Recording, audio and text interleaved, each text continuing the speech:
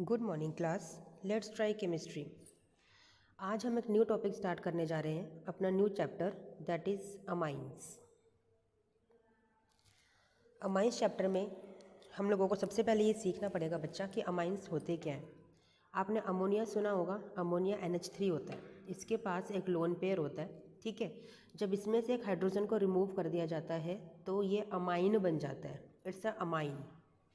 ठीक है, यहाँ पर कोई सब्स्टिट्यूएंट होगा। ठीक है, और एक वर्ड होता है अमाइड।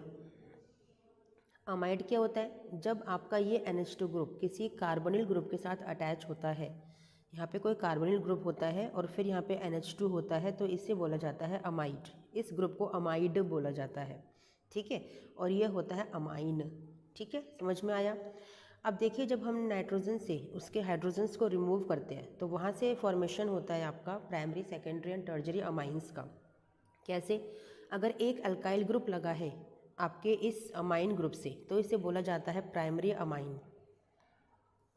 ओके, अगर आपके दो R ग्रुप लगे हैं, यानी कि दो हाइड्रोजन्स को रिमूव कर दिया गया है और इस तरह से आपके पास दो अल्काइल ग्रुप हैं, तो बोला जाता है इसको सेकेंडरी अमाइन। ठीक है, अब आपने थर्ड हाइड्रोजन भी रिमूव कर दिया है और आपने तीनों की तीनों अल्काइल ग्रुप्स लगा दिए हैं, तो इसे बोला जाता है टर्जरी अमाइन। समझ में आया बच्चा? ठीक है, ये आपका टर्जरी अमाइन हो गया। ओके, नाउ हम लोग करते हैं प्रिपरेशन ऑफ अमाइन। ठीक है, जो फर्स्ट प्रिपरेशन ऑफ अमाइन है बच्चा, वो है आपकी फ्रॉम नाइट्रो कंपाउंड्स। नाइट्रो यानी कि NO2 लगा होगा आपके किसी भी ग्रुप के ऊपर, group in the sense aliphatic या एरोमेटिक चेन के ऊपर नाइट्रो लगा होगा, वहाँ से हम लोग अमाइन में इसे कन्वर्ट करेंगे। ठीक है, क्योंकि हम प्रिपरेशन कर रहे हैं अमाइन की। सपोज कीजिए आपने बेंजीन लिया और बेंजीन के ऊपर लगा दिया नाइट्रो। ठीक है, इसे बोलते हैं नाइट्रो बेंजीन। क्या बोलते हैं बच्चा? इसे बोलते हैं नाइट्रो बेंजीन। ठीक है, नाइट्रो बेंजीन में जब आपने हाइड्रोजन पैलेडियम, ठीक है, डाल दिया किसी भी अल्कोहल के प्रेजेंस में। ठीक है, हाइड्रोजन पैलेडियम क्या करेगा आपको पता है, ये आपके रिडक्शन के काम आते हैं। आपका addition of hydrogen is known as hydrogenation and reduction also. और हाइड्रोजन कभी भी अकेला नहीं आता, किसी न किसी कैटलिस्ट के प्रेजेंस में आता है। ठीक है, तो क्या होगा, रिमूवल ऑफ ऑक्सीजन को भी हम क्या बोलते हैं, रिडक्शन बोलते हैं। तो यहाँ से ऑक्सीजन का रिमूवल होगा और हाइड्रोजन का एडिशन होगा, तो बस बन गया आपका अमाइन ग्रुप। बन गया कि नहीं बन गया? NO2 की जगह क्या आ जाएगा? H2 बन गया आपका एनिलीन। It is aniline. ठीक है, आपने सीखा था सैंड में रिएक्शन में स्टार्टिंग मटेरियल था उसका। तो इस तरह से हमने नाइट्रो कंपाउंड को यूज़ करते हुए हमने अमाइन ग्रुप को बना लिया। समझ में आ गया बच्चा? अब देखो हमारे पास ना इसे, इस रिएक्शन को और करने के लिए, मतलब कन्वर्ट करने के लिए हमारे पास और भी रिड्यूसिंग एजेंट्स होते हैं। ठीक है, जैसे स्टेनस प्लस हाइड्रोक्लोरिक एसिड ये ले लीजिए, या फिर आयरन प्लस HCl ले लीजिए। ठीक है, यानी कि आप इन दोनों की हेल्प से भी, या तो ये, ठीक है, या फिर ये, यानी कि आप हाइड्रोजन पैलेडियम इथेनॉल की हेल्प से भी ये काम कर सकते हो। ठीक है, और आप स्टेनस प्लस हाइड्रोक्लोरिक एसिड की हेल्प से भी काम कर सकते हो, एंड आप आयरन प्लस HCl की हेल्प से भी काम कर सकते हो। कोई भी एक आप लर्न कर लीजिए। ठीक है, लेकिन पता है कभी कभी क्या होता है, एग्जाम में ना आपको स्पेशली लिख के आएगा कि नाइट्रो यानी कि नाइट्रो बेंजीन को कन्वर्ट करना है एनिलीन के अंदर with the help of using any of these reagent, specifically लिख के आएगा। तो आपको ना याद रखना चाहिए, याद होना चाहिए कि नाइट्रो बेंजीन को अगर कन्वर्ट करना है, यानी कि अगर ये रिएजेंट आपको दे दिए जाए तो क्या बनेगा। ठीक है, ये रिड्यूसिंग रिएजेंट्स हैं, रिड्यूस करने के काम आते हैं। किसको? आपके ऑक्सीजन को, नाइट्रोजन वाले ऑक्सीजन को, किसमें? हाइड्रोजन में। ठीक है बच्चा? अब इस चैप्टर में ना एक इम्पॉर्टेंट टॉपिक है आपका अमोनोलाइसिस। ये एग्जाम में डायरेक्टली पूछ लिया जाता है। अमोनोलाइसिस का क्या मतलब है कि अमाइन ग्रुप का हम लाइसिस यानी कि ब्रेक डाउन करते रहते हैं। कैसे? सपोज कीजिए आपने लिया प्राइमरी अमाइन। ठीक है, आपके पास प्राइमरी अमाइन है, अगर इसमें आप अल्काइल हैलाइड ग्रुप को ऐड कर दोगे तो क्या होगा? अल्काइल हैलाइड ग्रुप है आपका, यहाँ से एक हाइड्रोजन रिलीज होगा, एक हाइड्रोजन निकल जाएगा, ये बॉन्ड ब्रेक होगा माइनस और प्लस के अंदर, हाइड्रोजन जाएगा H+ की फॉर्म में, तो उसे कौन ले जाएगा? X ले जाएगा, यानी कि -HX हो गया, और इसकी जगह आ जाएगा यहाँ पे R, यानी कि RNHR। क्या बन गया आपका? सेकेंडरी अमाइन बन गया। ठीक है, फिर से आप RX का एडिशन कर दीजिए, सेम होगा, फिर से एक हाइड्रोजन निकल जाएगा और आपका टर्जरी अमाइन बन जाएगा। ठीक है, इस तरह से। ठीक है, लेकिन ये रिएक्शन स्टॉप ही नहीं हुई और एक और RX आ गया, तब क्या करोगे? अब तो कोई हाइड्रोजन भी नहीं है रिलीज करने के लिए। इस केस में क्या होगा बच्चा कि जो आपका नाइट्रोजन है ना, क्योंकि इसके पास लोन पेयर है तो इसलिए ये कैपेबल है R अभी भी अटैक करने के लिए यहाँ पर, इवन X भी अटैक करेगा क्योंकि यहाँ पे लोन पेयर्स है इसीलिए। तो क्या होगा यहाँ पे R3N ये बना है आपका, अब क्या बन जाएगा R4, एक और R आ गया N। ठीक है, नॉन मेटल है आपका पॉजिटिव और हेलोजन आएगा आपका X, यानी कि देखो ना यहाँ पे नाइट्रोजन पे पॉजिटिव चार्ज आ गया क्योंकि उसने इलेक्ट्रॉन को डोनेट किया है, ये है ना, इलेक्ट्रॉन्स को डोनेट किया है। तो पता है इसका क्या नाम होता है? इसका नाम होता है क्वाटरनरी अमोनियम सॉल्ट। 4 R है ना आपके, तो इसे बोलते हैं क्वाटरनरी। एग्जाम में पूछा जाता है the formation of quaternary ammonium salt. तो क्वाटरनरी अमोनियम सॉल्ट का फॉर्मेशन बहुत ही ईजी है बच्चा, है ना इजी। कैसे किया मैं फिर से एक बार बता देती हूँ क्योंकि इंपॉर्टेंट क्वेश्चन है। सिंपल कुछ नहीं है, प्राइमरी अमीन लीजिए, प्राइमरी अमीन में अल्काइल हैलाइड के ग्रुप को ऐड करते रहिए बस, और कुछ नहीं करना है। आपने लिया RNH2, ठीक है, आपने लिया, इसमें आपने ऐड किया RX को, क्या बना आपका? बना R2NH, एक हाइड्रोजन निकल गया और एक R ग्रुप आ गया। एक और RX को ऐड कर दो, आ जाएगा R3N। ठीक है, फिर से RX का एडिशन होगा क्योंकि इसके पास लोन पेयर है इसीलिए स्टॉप नहीं हुआ, तो ये होगा R4N पॉजिटिव X नेगेटिव। ठीक है, this is known as quaternary ammonium salt. बस सिंपल रिएक्शन है, देखो कितनी इजी रिएक्शन है, बस कुछ भी नहीं है रिएक्शन के अंदर और एग्जाम में 2 मार्क्स में आती है, आराम से स्कोरिंग है। ठीक है, इसके बाद जो नेक्स्ट प्रिपरेशन है आपके अमाइन ग्रुप की, वो है आपकी फ्रॉम नाइट्राइल्स। नाइट्राइल्स का क्या मतलब है कि कोई साइनाइड ग्रुप होगा, इसी को नाइट्राइल बोलते हैं, आपने सीखा है प्रीवियस चैप्टर्स के अंदर। इसे हमें बनाना है, देखो किसके अंदर, RCH2NH2, आपको प्राइमरी अमीन का फॉर्मेशन करना है। तो आपको समझ में आ रहा होगा कि यहाँ पे देखो क्या हुआ है, यहाँ पे पाई बॉन्ड का ब्रेकेज हुआ है, दोनों पाई बॉन्ड टूटे हैं और H2 का एडिशन हुआ है, यानी कि क्या हुआ, रिडक्शन हुआ है। तो रिडक्शन ऑब्वियसली हाइड्रोजन डाल दीजिए निकल की प्रेजेंस में। ठीक है, बस हो गया आपका। पहले क्या होगा, एक पाई बॉन्ड ब्रेक होगा आपका, इस तरह से बना। ठीक है, फिर एक और पाई बॉन्ड का ब्रेक होगा और आपका हो गया RCH2NH2। ठीक है, बन गया आपका प्राइमरी अमाइन। कितना इजी था, और ये क्वेश्चन एग्जाम में आता है, स्पेशली कन्वर्जेंस में यूज़ होता है बच्चा, स्पेशली कन्वर्जेंस में यूज़ होता है। ठीक है, समझ में आ गया बच्चे, इंपॉर्टेंट है। नाइट्राइल ग्रुप को कंफ्यूज नहीं करना है, नाइट्राइल मीन्स साइनाइड, क्योंकि वहाँ पे कार्बन के पास नाइट्रोजन लगा होता है तो इसलिए इसको नाइट्राइल ग्रुप बोला जाता है। ठीक है, और पूरे को क्या बोला जाता है, साइनाइड।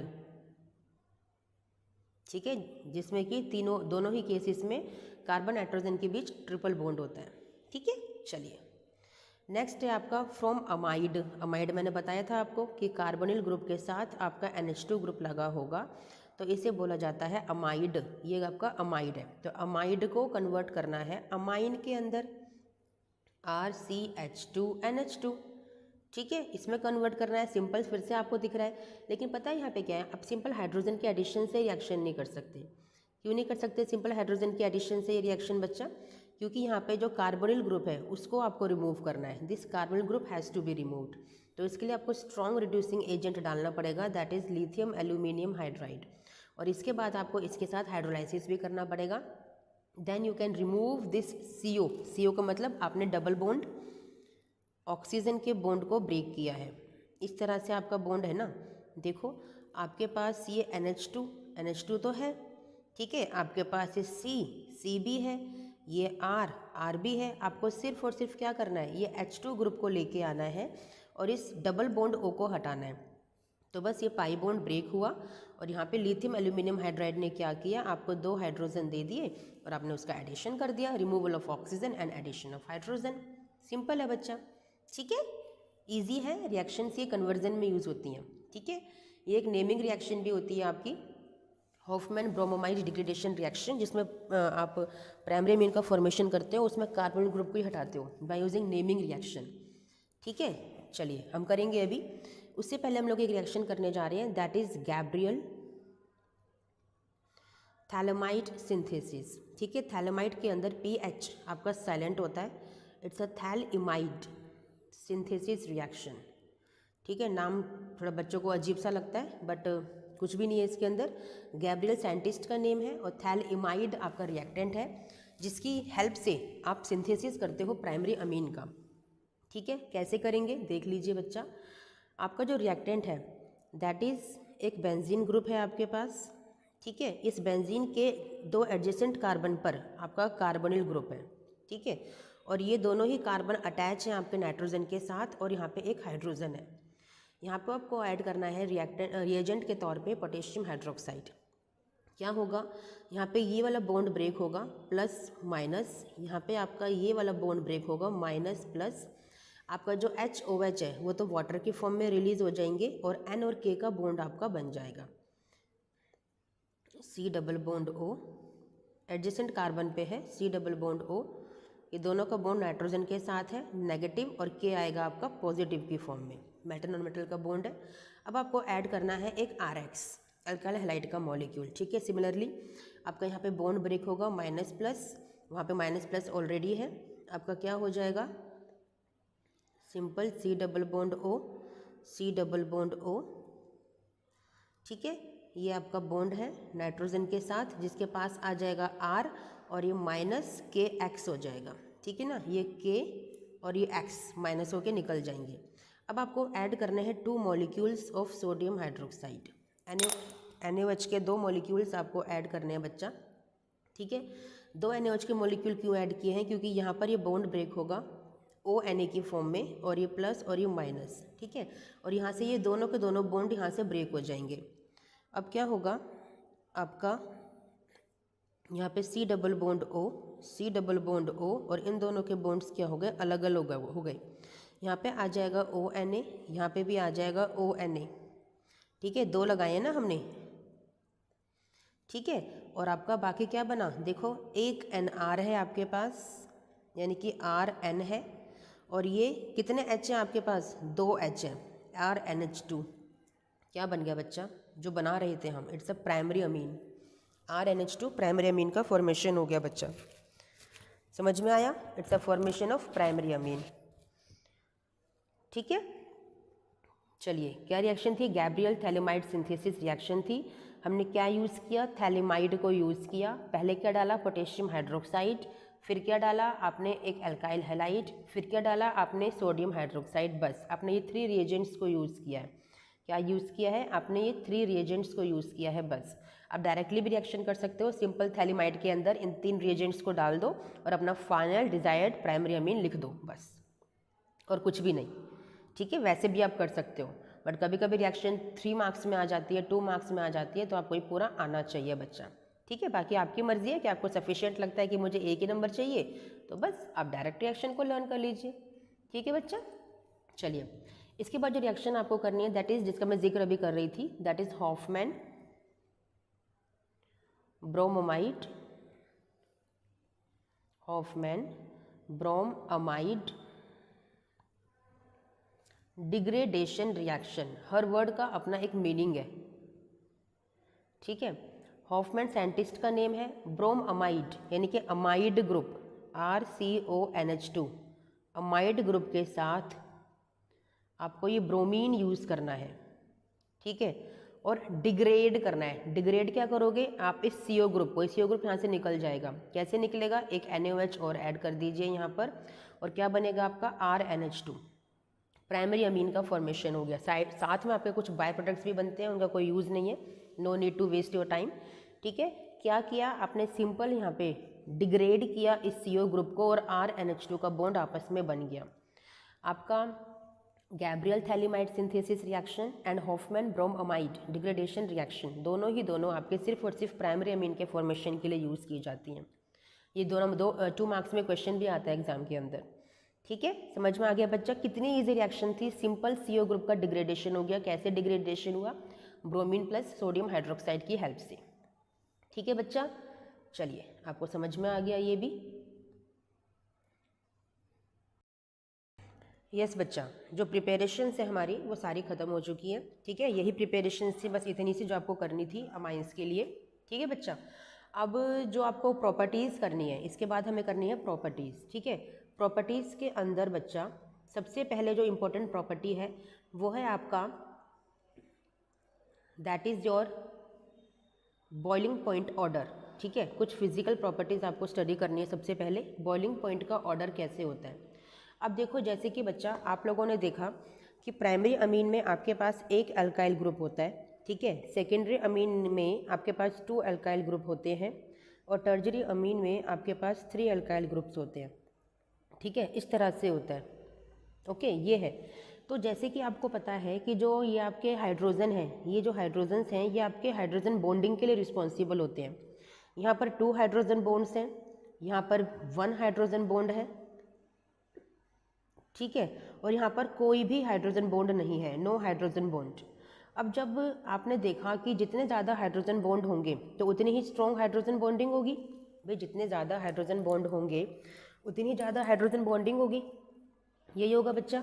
तो देखो ना, 2 हाइड्रोजन बॉन्ड इसका मतलब more hydrogen bonding, 1 hydrogen bond यानी कि lesser than this one but more than टर्जरी 1। ठीक है, इसका मतलब क्या हो गया कि जितने ज़्यादा हाइड्रोजन बॉन्ड्स उतना ही ज़्यादा बॉइलिंग पॉइंट होगा, क्योंकि बॉइलिंग पॉइंट के लिए टेम्परेचर आपका वैरी करता है, यानी कि जितना टेम्परेचर आपको यहाँ लगाना पड़ेगा वो किस पे डिपेंड करता है, आपके हाइड्रोजन बॉन्ड पे डिपेंड करता है। ज़्यादा हाइड्रोजन बॉन्ड उतनी ही मेहनत, टाइम और टेम्परेचर चाहिए उस बॉन्ड को, यानी कि इस बॉन्ड को ब्रेक करने के लिए। तो इसलिए more hydrogen bond means more boiling point. समझ में आ गया। ठीक है, प्रीवियस क्लास में भी ये कॉन्सेप्ट आप सीख कर आए हो। यहाँ पे हाइड्रोजन बॉन्ड का कॉन्सेप्ट है बस कि जितने ज़्यादा आपके हाइड्रोजन बॉन्ड्स होंगे उतने ही ज़्यादा उसका बॉइलिंग पॉइंट होगा। ठीक है, यानी कि प्राइमरी इज़ द मोर 1। ठीक है बच्चा, चलिए समझ में आ गया। अब आते हैं केमिकल नेचर पे। फिजिकल नेचर में खाली उतना ही आपको पढ़ना था। केमिकल प्रॉपर्टीज़ के अंदर बच्चा आपको जो स्टडी करना है दैट इज़ बेसिक कैरेक्टर, यानी कि basic nature of the amines. हम अमाइंस को पढ़ रहे हैं तो बेसिक नेचर ऑफ अमाइन हमें स्टडी करना है। अब जैसे कि आपको पता है ये प्राइमरी अमीन है, ठीक है ना, और मैंने बताया है, आपको भी पता है कि नाइट्रोजन के पास लोन पेयर होते हैं, और जब इसके पास लोन पेयर है इट मीन्स ये इलेक्ट्रॉन को डोनेट करने के लिए तैयार है ना। डोनेट करने के लिए तैयार है या शेयर करने के लिए तैयार है, इट मीन्स इसके पास इलेक्ट्रॉन्स ज़्यादा है, यानी कि इलेक्ट्रॉन रिच स्पीशी है।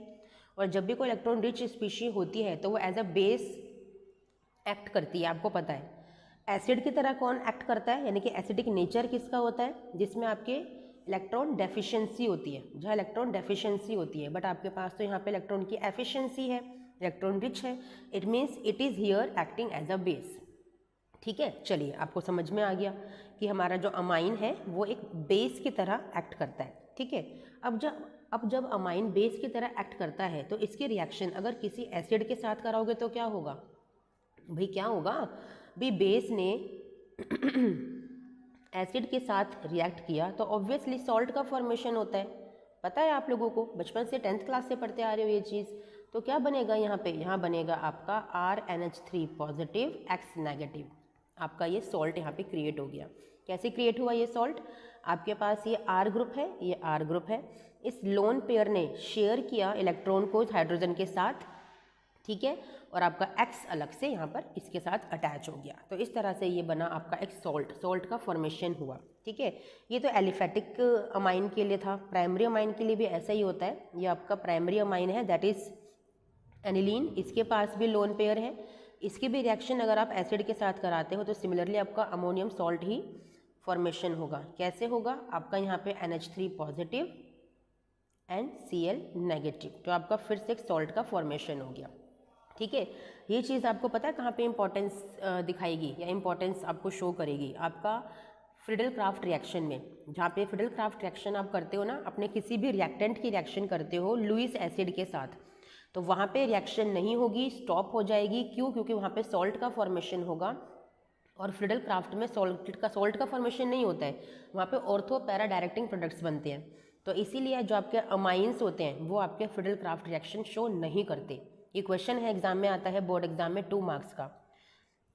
ओके, कि why amines do not show Friedel Crafts reaction, तो इसका रीज़न है because they form salt, because they are themselves a base, क्योंकि वो खुद ही एक बेस है, दैट्स वाई। ठीक है, समझ में आ गया। चलिए, वेरी गुड। अब यहाँ पे ना एक क्वेश्चन आपको यहाँ से भी आता है, Kb और Pkb वैल्यू से आपको इसके अकॉर्डिंग ना अरेंज करना होता है। Kb का मतलब होता है बेसिसिटी, जो मैंने आपको बताया बेसिसिटी का ऑर्डर मैंने आपको बताया, तो जितनी ज़्यादा Kb वैल्यू उतना ही वो ज़्यादा बेसिक। लेकिन Pkb इसका इन्वर्स होता है, Pkb इसका इन्वर्स होता है, यानी कि जितनी ज़्यादा बेसिसिटी उतना ही इसका लेस Pkb वैल्यू। समझ में आया? यानी कि अगर आपको ऑर्डर में अरेंज करने के लिए दिया जाए, Kb के ऑर्डर में अरेंज करोगे तो आपका सिंपल वही स्ट्रेट ऑर्डर बनेगा, लेकिन Pkb के केस में उस ऑर्डर को रिवर्स कर दीजिएगा। ठीक है बच्चा, समझ में आ गया? चलिए नेक्स्ट क्वेश्चन, यानी कि नेक्स्ट टॉपिक जो हमारा है that is for the solvation, यानी कि कौन कितना सॉल्यूबल है। आपने देखा कि जितनी ज़्यादा हाइड्रोजन बॉन्डिंग होती है वो उतना ज़्यादा सॉल्यूबल होता है, क्योंकि वाटर के साथ उतने ज़्यादा सॉल्यूबल बॉन्ड्स बनाता है, सॉल्यूबल होने के लिए बॉन्ड बनाता है। ठीक है, तो बस यहाँ पे भी primary amine is more soluble than secondary is the least one and tertiary is the more least one. ठीक है, समझ में आ गया? चलिए बच्चा, ये भी समझ में आ गया। इसके बाद जो नेक्स्ट टॉपिक हमें करना है दैट इज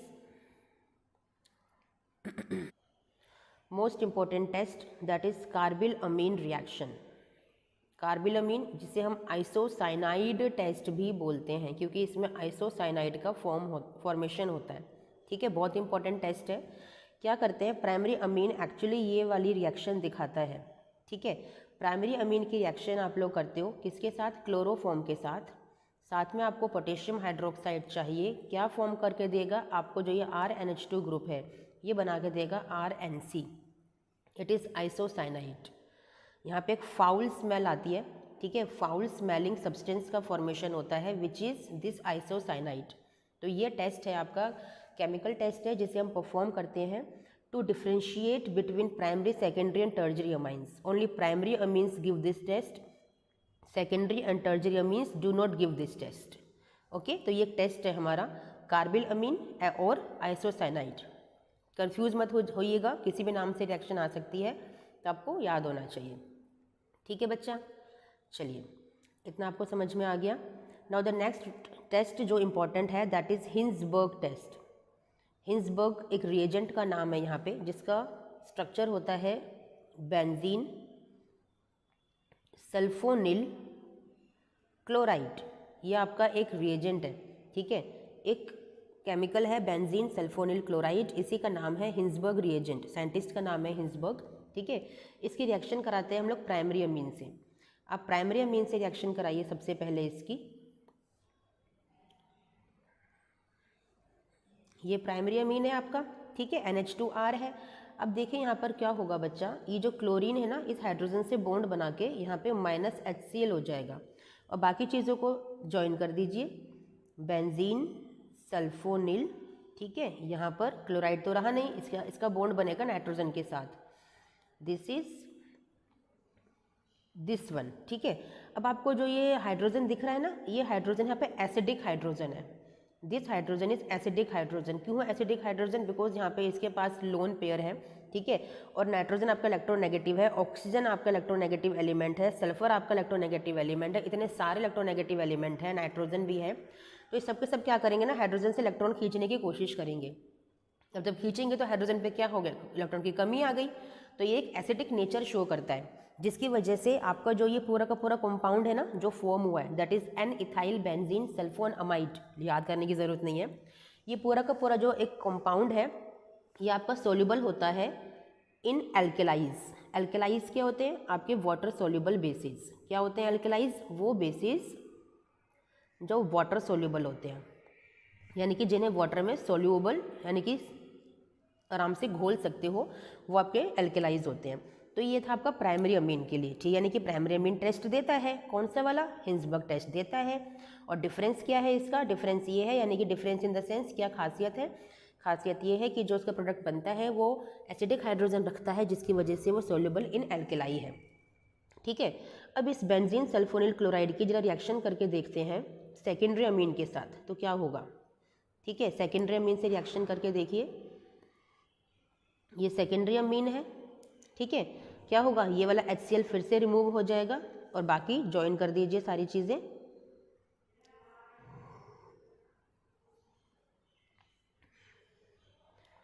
NRR ठीक है, R2 लिख दीजिए। क्या अब इसके पास कोई एसिडिक हाइड्रोजन है यहाँ पर? नहीं है। तो यानी कि जब एसिडिक हाइड्रोजन ही नहीं है तो ये सोल्यूबल इन एल्केलाई नहीं है। इसका मतलब डिफरेंशिएशन हो गया। Primary amines are soluble in alkali, secondary amines are not soluble in alkali. Why? Because it is having acidic hydrogen and it is not having acidic hydrogen. तो इस तरह से प्राइमरी और सेकेंडरी में आप डिफ्रेंसिएशन कर सकते हो। एग्जाम में क्वेश्चन आता है how will you differentiate between primary, secondary and tertiary amines also. अभी टर्जरी का भी मैं करके दिखाती हूँ और आपका वाइवा का भी क्वेश्चन है, ठीक है। अब देखिए आपके पास फिर से आप ले लीजिए बेंजीन सल्फोनिल क्लोराइड, ठीक है। रिएक्शन कराइए टर्जरी अमीन की। इसके पास तो कोई हाइड्रोजन ही नहीं है और जब हाइड्रोजन ही नहीं है तो Cl रिएक्शन किसके साथ करेगा? यानी कि ये हिंसबर्ग रिएजेंट का टेस्ट नहीं देते, they don't react with Hinsberg reagent. कौन? आपके टर्जरी अमीन्स। तो क्या हो गया? Primary amines are soluble in alkalies, secondary amines are not soluble in alkalies, और टर्जरी अमीन्स तो रिएक्शन ही नहीं करते, नो रिएक्शन एट ऑल। क्यों रिएक्शन नहीं करते? क्योंकि इसके पास हाइड्रोजन ही नहीं है जो रिएक्शन करेगा इस क्लोरीन के साथ। समझ में आ गया बच्चा? बहुत इंपॉर्टेंट टेस्ट है ये वाला जो आपको तीनों में डिफ्रेंसिएशन बताता है, तीनों में, प्राइमरी, सेकेंडरी और टर्जरी में। जबकि इससे पहले वाला जो आपने किया था कार्बिल अमीन और आइसोसाइनाइड टेस्ट, वो सिर्फ और सिर्फ प्राइमरी अमीन में बताता है, सेकेंडरी और टर्जरी के लिए वो टेस्ट नहीं है। तो आप प्राइमरी को सेकेंडरी टर्जरी से डिफ्रेंशिएट तो कर सकते हो, लेकिन इन दोनों को कैसे करोगे? तो तीनों के लिए एक टेस्ट हो गया जो तीनों को आपस में डिफ्रेंशिएट करता है, दैट इज हिंसबर्ग टेस्ट। समझ में आ गया बच्चा? चलिए, वेरी गुड, चलते हैं आगे। अब है आपका इलेक्ट्रोफिलिक सब्स्टिट्यूशन रिएक्शंस, ठीक है। आपके जो अमीन्स हैं वो भी इलेक्ट्रोफिलिक सब्स्टिट्यूशन रिएक्शंस शो करते हैं, ठीक है। सबसे पहले हम करते हैं ब्रोमीन के साथ, यानी कि आपका हैलोजिनेशन। सबसे पहले करते हैं हैलोजिनेशन। आपको पता है कि जो एनिलीन है, ठीक है, आपका NH2 है, इसके ऊपर एक बेंजीन ग्रुप के ऊपर लगा हुआ है। इसका करवा दीजिए हैलोजिनेशन, यानी कि ब्रोमीन ऐड कर दीजिए 3 मॉलिक्यूल्स। हमने ऐसा क्यों किया? क्योंकि हम एक्सेस में ब्रोमीन की रिएक्शन करवाते हैं ब्रोमीन वाटर की हेल्प से। यहाँ पे ब्रोमीन वाटर डाल दीजिए।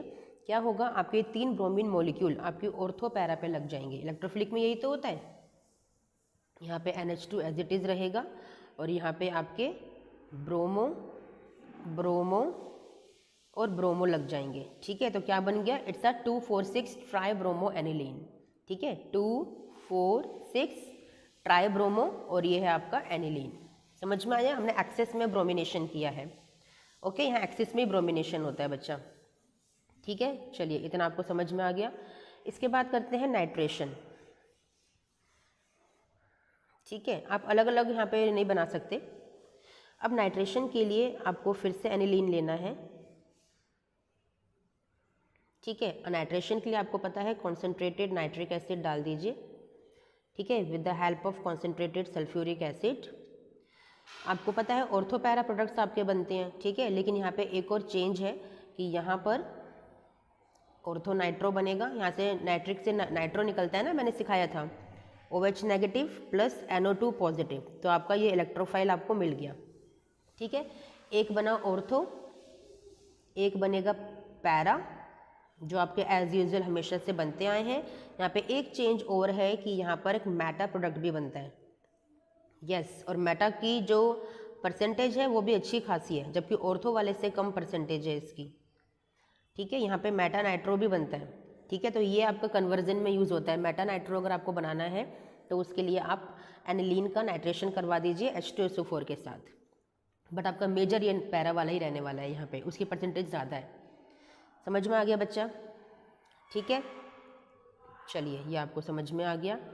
इसके बाद सल्फोनेशन करते हैं। आपको पता है 3 तरह का हम लोग करते हैं electrophilic substitution, halogenation, nitration, sulphonation. तो अब सल्फोनेशन की बारी है। सल्फोनेशन में आप एनिलीन में सल्फ्यूरिक एसिड डाल दीजिए, ठीक है। क्या बनेगा आपका यहाँ पे, क्योंकि एसिड है और वो बेस है तो ऑब्वियस सोल्ट बनेगा। तो NH3 पॉजिटिव, HSO4 नेगेटिव, ठीक है। आपका सल्फोनिक एसिड का फॉर्मेशन हुआ। थोड़ा सा टेम्परेचर दीजिए यहाँ पे, क्या बनेगा? टेम्परेचर देने से आपका यहाँ पे वापस से NH2 आ जाएगा और जो SO3H है ना वो यहाँ आ जाएगा, ठीक है। सल्फेनिलिक एसिड बोलते हैं इसको, इस वाले कंपाउंड को बोलते हैं सल्फेनिलिक एसिड, सल्फेनिलिक एसिड। ठीक है। इसके बाद क्या करोगे यहाँ पर, इसका ना हम लोग एक चेंज करते हैं। कैसे? क्योंकि इनसे थोड़ा सा ना अपने आप में रिएक्शन होती है ये वाली, ये जो हाइड्रोजन है ना ये चला जाता है इस नाइट्रोजन के पास, क्योंकि लोन पेयर है ना इसके, तो वो एक्सेप्ट कर लेता है उसको। तो यहाँ पे क्या बनता है आपका NH3 पॉजिटिव हो गया क्योंकि इसने लोन पेयर को डोनेट किया है, और यहाँ पे आपका SO3 नेगेटिव हो गया क्योंकि इसने डोनेट किया है। ठीक है। तो इस को बोलते हैं ज्यूटर आयन। ये एग्जाम में 2 मार्क्स में क्वेश्चन आता है बच्चा, इसलिए मैंने आपको ये बताया कि ज्यूटर आयन का फॉर्मेशन का क्वेश्चन आता है एग्जाम के अंदर कि how will you form zwitter ion, draw the structure and right the reaction also. तो दिस इज द रिएक्शन। कैसे हुआ? एनिलीन की रिएक्शन कराई आपने, ठीक है, सल्फ्यूरिक एसिड के साथ सल्फ्यूरिक एसिड। ठीक है। क्योंकि ये बेस है, ये एसिड है, तो ऑब्वियसली एक सॉल्ट का फॉर्मेशन करेगा। इसके बाद इसको हीट कर दीजिए। हीट करने के बाद यहाँ पे वापस से NH2 आ गया और यहाँ पे SO3H ग्रुप अटैच हो जाएगा, जिसे सल्फेनिलिक एसिड बोलते हैं। इस पूरे ग्रुप को सल्फेनिलिक एसिड बोलते हैं। फिर क्या होगा, यहाँ से हाइड्रोजन रिलीज हो जाएगा क्योंकि नाइट्रोजन एक्सेप्ट कर लेगा। एक्सेप्ट करेगा तो डोनेशन हुआ है पॉजिटिव चार्ज, यहाँ से क्या हुआ है, डोनेशन हुआ है। ठीक है, सॉरी, यहाँ से एक्सेप्ट हुआ है, इलेक्ट्रॉन्स को खींचकर हाइड्रोजन को भेजा है ना, तो यहाँ पे नेगेटिव चार्ज, वहाँ पे क्या किया है, डोनेट किया है इसने, तो इसलिए प्लस चार्ज। ठीक है बच्चा, तो ये ज्यूटर आयन का फॉर्मेशन हो गया। इंपॉर्टेंट क्वेश्चन है, how will you form zwitter ion? तो in this way we form zwitter ion. ठीक है, चलिए ये भी आपको क्लियर हो गया। नाउ एक इंपॉर्टेंट क्वेश्चन एग्जाम के अंदर आता है, डायएजोटाइजेशन। डिफाइन डायएजोटाइजेशन और what is diazotization. Diazotization means formation of diazo का फॉर्मेशन। कैसे? आपने किसी भी एलिफेटिक तो नहीं, आपने एरोमेटिक अमाइन की हेल्प से, ठीक है, प्राइमरी एरोमेटिक अमाइन की हेल्प से आपने बेटा सैंड में रिएक्शन तो की है ना, बस वही है, NaNO2 + HCl आप करते हो तो क्या फॉर्म होता है आपका, बेंजीन डायअजोनियम क्लोराइड। तो बस इसी रिएक्शन को बोलते हैं डायएजोटाइजेशन, क्योंकि आपने डायएजो का फॉर्मेशन किया है। ठीक है, इट इज़ डायएजोटाइजेशन, और यही है formation of benzene diazonium halide और क्लोराइड। क्योंकि एक आपका टॉपिक है next, method of preparation of diazonium salt, तो डायअजोनियम सॉल्ट का फॉर्मेशन का बस एक सिंगल ही रिएक्शन है जो आपको करनी है आपके सिलेबस के अकॉर्डिंग। दैट इज़ आप सैंड मेयर में सीख कर आते हो, आपका ऑर्गेनिक केमिस्ट्री का फर्स्ट चैप्टर है। ठीक है बच्चा, चलिए अब आपने सीखी थी सैंड में रिएक्शन, है ना। आपको कुछ प्रॉपर्टीज़ हैं बेंजीन डायअजोनियम हैलाइड की जो कि आप पहले भी कर चुके हो। ठीक है, इसमें अगर आपने ऐड किया Cu2Cl2 विद HCl, तो आपको पता है आप क्लोरोबेंजीन का फॉर्मेशन करते हो, है ना। ये नेक्स्ट हाफ रिएक्शन होती है सैंड में रिएक्शन की। अगर आपने यहाँ पे Cu2Br2 ऐड किया है HBr की हेल्प से, तो आपका बनेगा ब्रोमोबेंजीन। ठीक है, और अगर आपने कॉपर साइनाइड ऐड किया है KCN के साथ, तो आपका बन जाएगा साइनोबेंजीन। ये साइनोबेंजीन आपकी सैंड में रिएक्शन नहीं है, सैंड में रिएक्शन के यही 2 पार्ट हैं बस। ठीक है, समझ में आ गया। ये थे सैंड में रिएक्शन एक्चुअली। अब है आपका गैटरमैन रिएक्शन। गैटरमैन रिएक्शन से भी आप फॉर्म करते हो उनको, दोनों में डिफरेंस क्या है सैंड में और गैटरमैन में?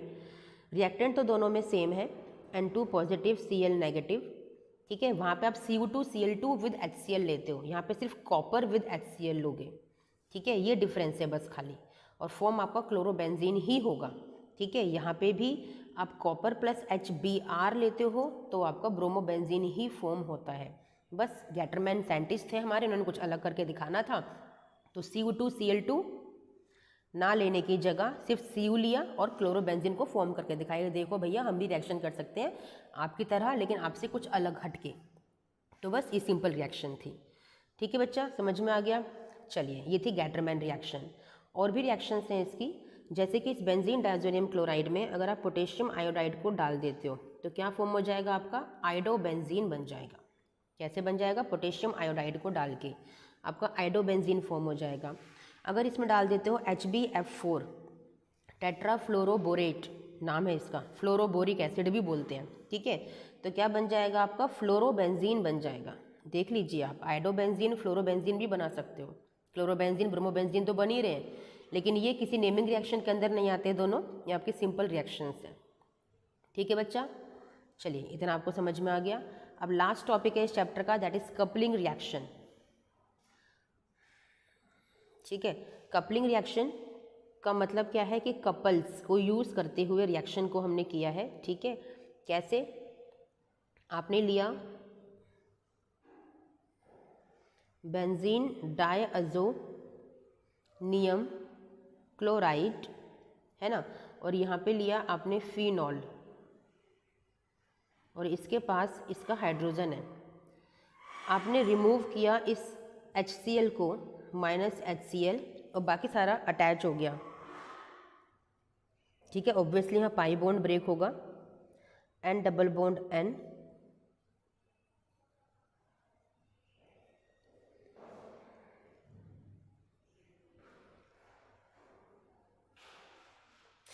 क्या हो रहा है ये, वेट वेट वेट, ठीक है, ये हो गया, और यहाँ पे OH। ठीक है, इसे क्या बोलते हैं? पैरा हाइड्रोक्सी एजोबेंजीन, और ये आपकी ऑरेंज कलर की डाई होती है, इट्स अ ऑरेंज डाई, यानी कि जो कलर आप देखते हो ऑरेंज कलर की डाई का, वो इसका जो स्ट्रक्चर है, जो फॉर्मूला है, वो ये वाला होता है, this is para hydroxy azobenzene, orange dye. ठीक है, ऐसे ही एक और है, आप जब इसकी रिएक्शन करवाते हो एनिलीन के साथ, ठीक है, एनिलीन के साथ जब रिएक्शन करवाते हो, यहाँ पे NH2 है, ठीक है, यहाँ पे इसका अपना हाइड्रोजन है, तो जब ये वाला हाइड्रोक्लोरिक एसिड यहाँ से चला जाता है, -HCl हो जाता है, तो बाकी चीज़ों को आप ज्वाइन कर दीजिए, डबल बॉन्ड ब्रेक हो जाएगा फिर से, और यहाँ पे आपका ये, तो इसका क्या नाम हो गया? पैरा अमीनो एजोबेंजीन, क्योंकि यहाँ पैरा पे अब अमाइन ग्रुप है, it's a para amino azobenzene, azobenzene इसके लिए है, और इसका कलर होता है येलो, तो ये येलो डाई के नाम से फेमस है। जो येलो कलर की डाई आप देखते हो उसका स्ट्रक्चर ऐसा होता है। ठीक है बच्चा, समझ में आ गया? तो ये चैप्टर हमारा आज यहाँ पे एंड होता है। ठीक है, चलिए बच्चा, मिलते हैं नेक्स्ट वीडियो में। Till then thank you, bye.